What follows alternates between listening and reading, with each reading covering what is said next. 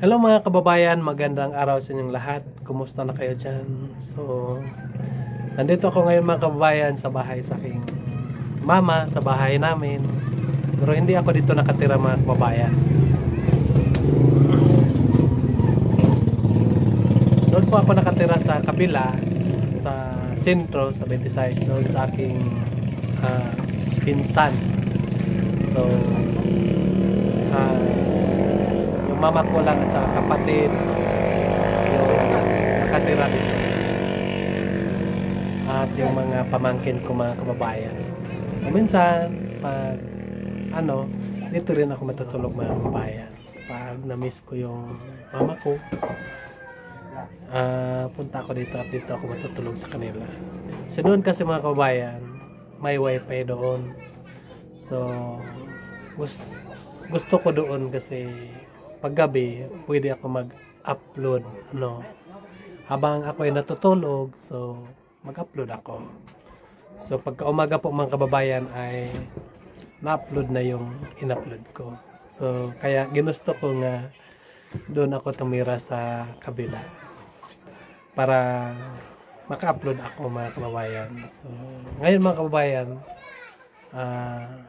nais ko lang ipaalam sa inyo ng aking mga subscriber nga yung aking stepmother ay pumanaw na po kagabi.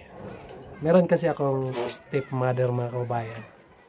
Kasi po mga kababayan, yung aking papa ay dalawa po yung kanyang asawa.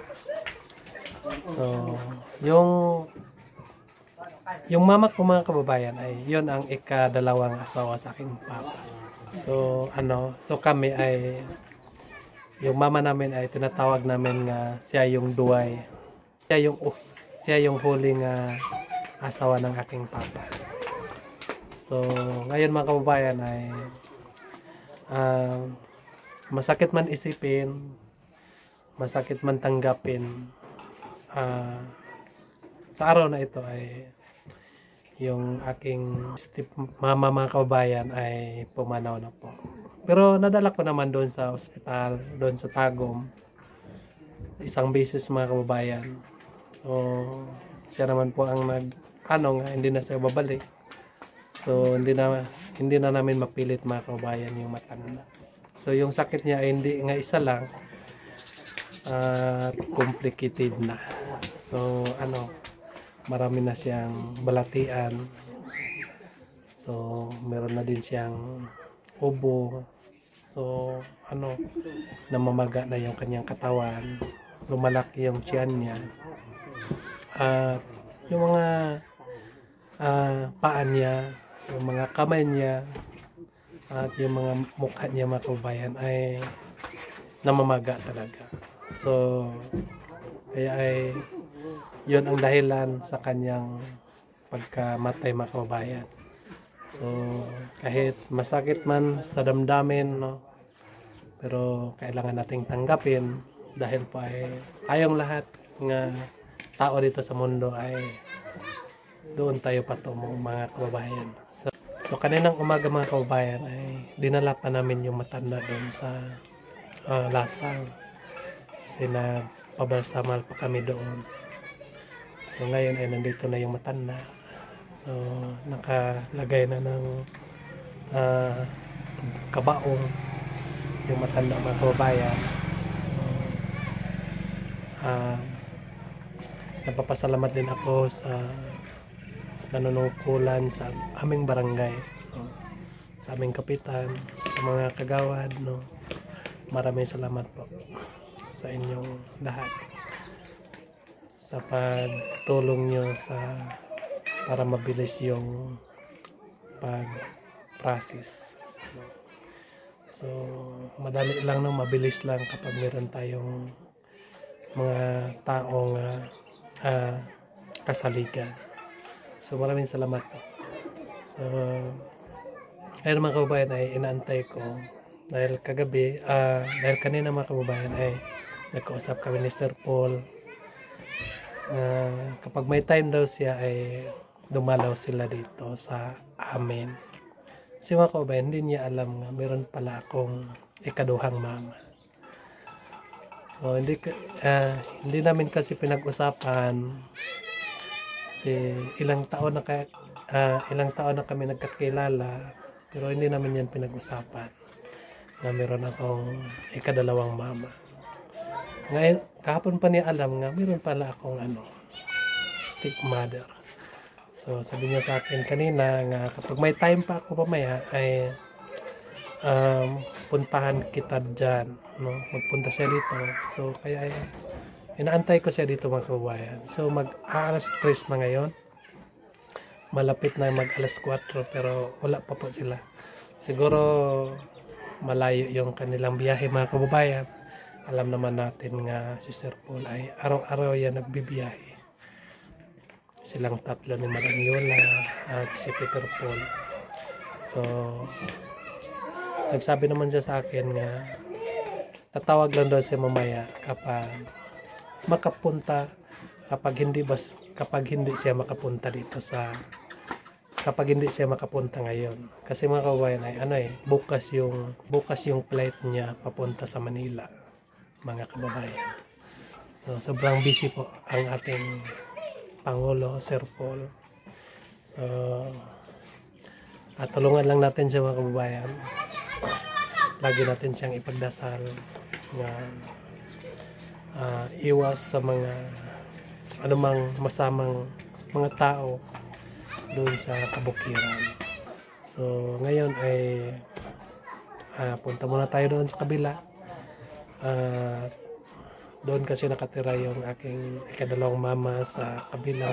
Yung papa ko noon ay palipat-lipat lang siya dito sa amin kasi nagkapit bahay lang yung bahay namin. Minsan dalawang gabi yung papa ko dito. So doon naman sa kabila. So ganun lang yung mga tirada noon. So nung bata pa ako mga kababayan ay isa lang talaga yung bahay namin. Kasi bata pa ako. So pag matulog kami ay isa lang, no? Nandoon lang kami matulog.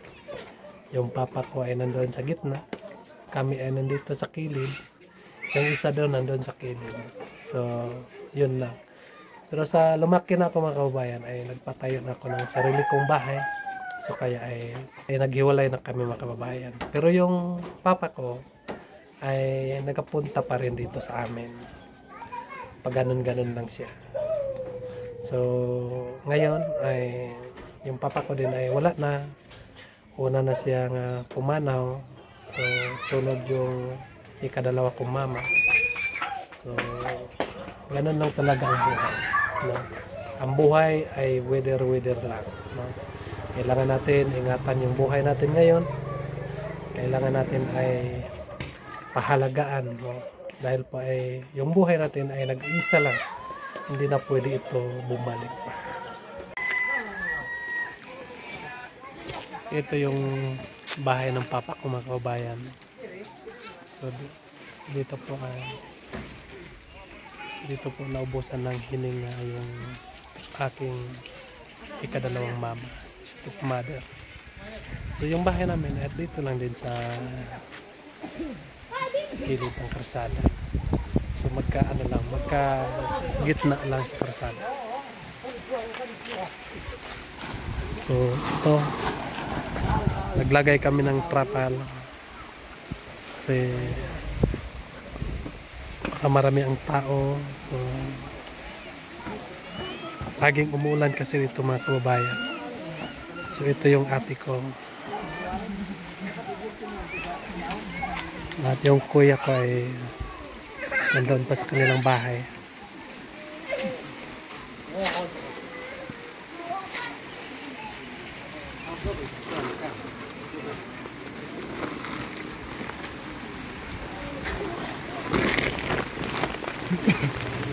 Mapiyag kanalan poram duo. Kanalan kay so kun di makurang gyapon. Bawa man ron. Asa budagang tuig. Bobo ka ni ako. Bumakano mo. Tamoy ka.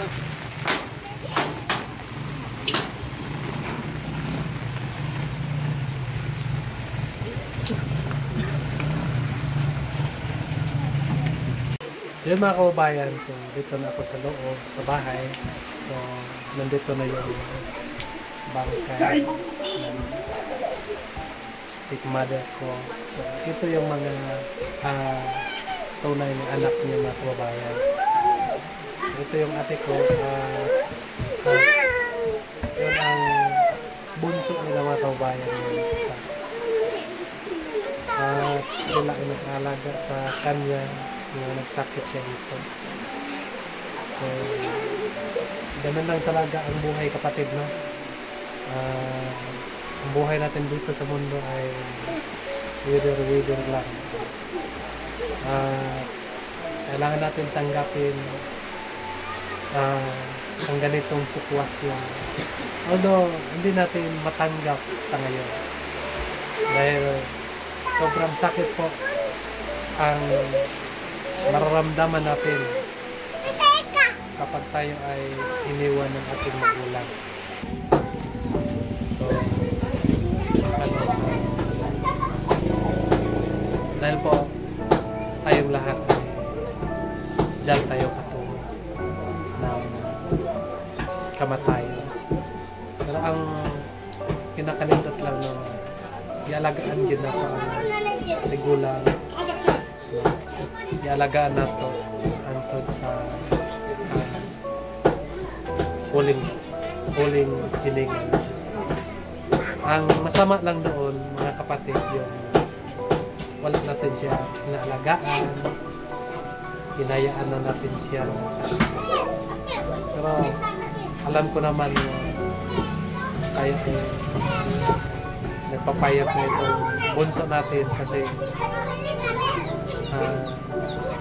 sa pag-alaga na sa kanyang mama. So, sana tanggapin natin kahit masakit sa ating loob na ito yung nangyari. Tanggapin natin ang katotohanan na yung nanay natin ay umaray. At lalo na sa kaimian, no? Kasi po ay yung bata na yan mga kababayan ay yan talaga yung kinakasama-sama ng lola niya. So kaya ay kagabi at ngayon ay iyak ng iyak siya mga kababayan. So, hindi niya matanggap niya pumanaw na yung lola niya kasi po ay gusto pa niya nga sana mga kababayan makita sa lola niya yung grado niya ngayong closing. So, yun ang pangarap niya sana kasi yung closing niya mga kababayan ay ngayong 14 sana, pero yung lola niya ay hindi na nakantay sa kanyang pag-graduate. So, isin na lang natin ang sakit. Kasi tumawag si Sir Paul sa akin na nagtanong siya kung sino ba yung namatay. Sabi ko, yun ang ikadalawang na namatay. So, sabi niya sa akin na magpunta daw siya ngayon dito. So, kaya ay inaantay ko na makapunta siya dito. Sabi naman niya kanina, kapag hindi ako makapunta dyan, so tatawag lang ako sa iyo. Malayo yung biyahe ko. Antayin lang natin kung makaabot na sila Sir Paul dito or hindi na sila matuloy. Kasi grabing ulan po dito sa amin mga babae. So, si Sir Paul ay nagmamalasakit sa atin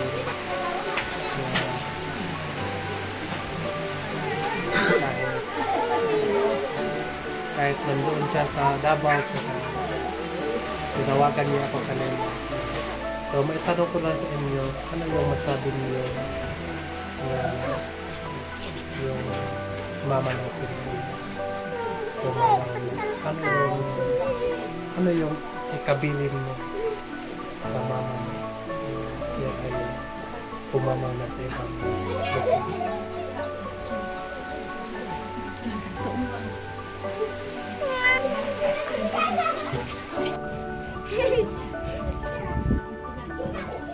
Ang ako lang masulti sa akong mama nga. Salamat po sa iyo nga pag-atiman sa amua. Sukad atong gagmay pa mi hangtod karon nga ing ani na akong pangidaron. Salamat kaayo nga sa imong pag-atiman sa amua. Nga grabe ang imong pagpangga sa amua. Maura na akong kasulti, mahal kaayo ta ka ma. Ako lang po kasulti nga magpasalamat sa among mama nga katong gamay pa mi amin giatiman og maayo nya hangtod karon nga naanami kuan pamilya napabilin gyapon siya nga nagkuan sa amua tapos hangtod nga siya ang nagkasakit then kami na pod ang nag sa iyaha nya walay pagmahay sa among mama nga nipanaw siya sa laing kalibutan kay giatiman lang mo siya pag-ayo. Oo lang na akong kasulti sa akong mama. Ngayon po mga kababayan, ganun talaga ang buhay. So, ang buhay natin ay nag-isa lang. So, kailangan natin, ingatan natin ang sarili natin, mga magulang natin, mga kapatid natin. Hindi natin sila bigyan ng sakit ng ulo.